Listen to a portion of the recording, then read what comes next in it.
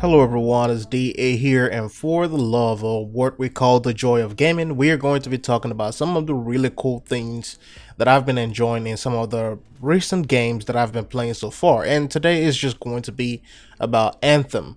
So the other day I was just talking to a friend about nerfs and buffs and all the type of stuff that you get in a lot of games these days.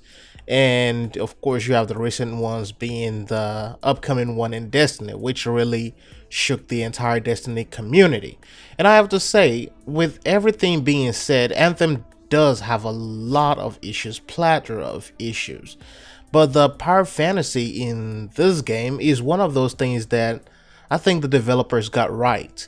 And that is a combination of all the abilities in the flight system. A lot of people have pointed out the flight system, but I'm trying to point out basically what the abilities also have to do when it comes to the power fantasy. And I think the abilities are like maybe 60 or 70% of what makes it really, really good when it comes to that feeling like a superhuman type of moment.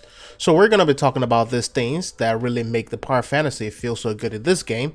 First, we're going to be looking at the separation between the gunplay and the abilities. And now, please know that this is just my own personal opinion. From the very start, we got to see that the focus of this game is just powers before guns. Yes, some guns are quite powerful. However, it's just the fact that abilities feel more like a 10, while guns at times feel more like a 5. And it's obvious that we see a lot of those things even in the design, which is a little bit crazy. The design of those abilities and the effects are also some of those things that makes them feel really great. You also have these separation between different javelins and abilities. They feel different from each other. Now, I know we have a lot of those main moments where we say, hey, this javelin is better than that one, that javelin is better than the other one. But one thing that I don't see is the so-called, oh, this javelin is just like this one, but better.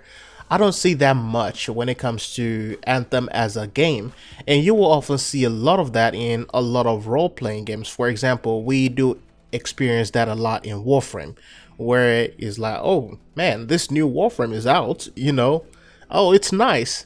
Oh, it feels like this, and that other Warframe, but it's better. So you will see a lot of that, and that is not a bad thing, but it's just one of those things that you would experience, and I haven't seen it in Anthem yet. And I guess maybe that's just because there isn't that many javelins yet, so ideas aren't being recycled yet in the game. The next thing that I really do like and I enjoy is going to be that ultimate abilities. This is like the peak or the apex of everything that they got right in this game. This is why I say that the potential is really high and is really big when it comes to Anthem. They just have to do the right thing. They just have to capitalize on it. When you look at the Storm Javelin, all the current power fantasy looters out there, there is really nothing like it. And I'm talking about not some, ultra human abilities or things like that. It's just about the tech itself.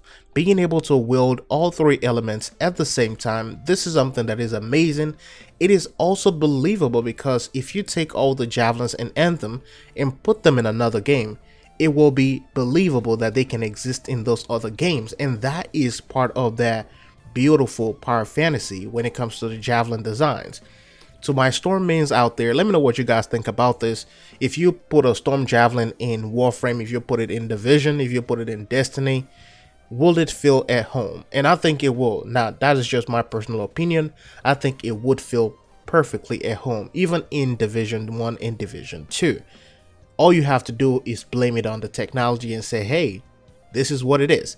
Then if you look closely at the Ranger as well, I think they actually also nailed the whole gun-based character thing. They created a power fantasy for a class that really doesn't possess any superhuman abilities or special effects or elemental effects. And as a current owner and player of games like Division 1 and Ghost Recon, that is where Division kind of lacks in that power fantasy, being able to create a power fantasy for a normal or regular human. For example, I don't know if you guys saw the upcoming Ghost Recon Breakpoint gameplay.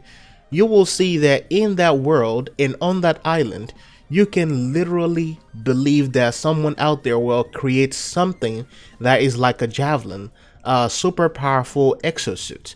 And the easiest way, as I said earlier, is to credit everything to technology.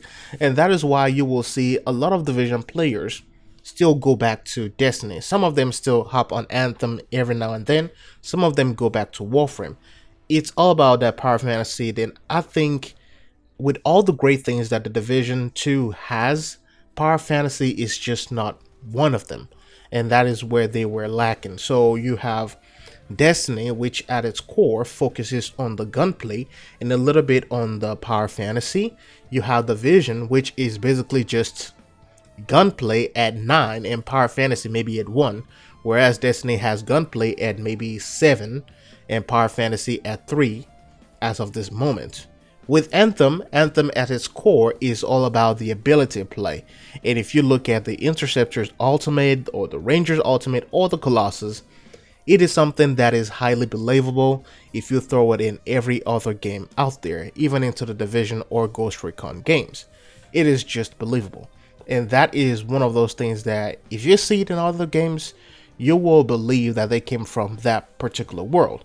And I think it's also one of those things that really helps the role-playing aspect of this game, because you can still be a regular human and feel like you have a spot and play a role without feeling like, hey, you need to acquire this superhuman strength or this superhuman abilities.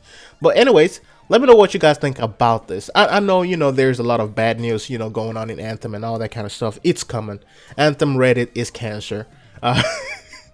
But it's just really nice to have a different perspective and some soft news every now and then. I know I'm often seen as a fanatic when it comes to this game and to BioWare, but I'd like to hear what you guys think about this. The power fantasy in Anthem. What does it do right? What does it do wrong? How does it make you feel? Thanks for watching. I'll see you in the next one.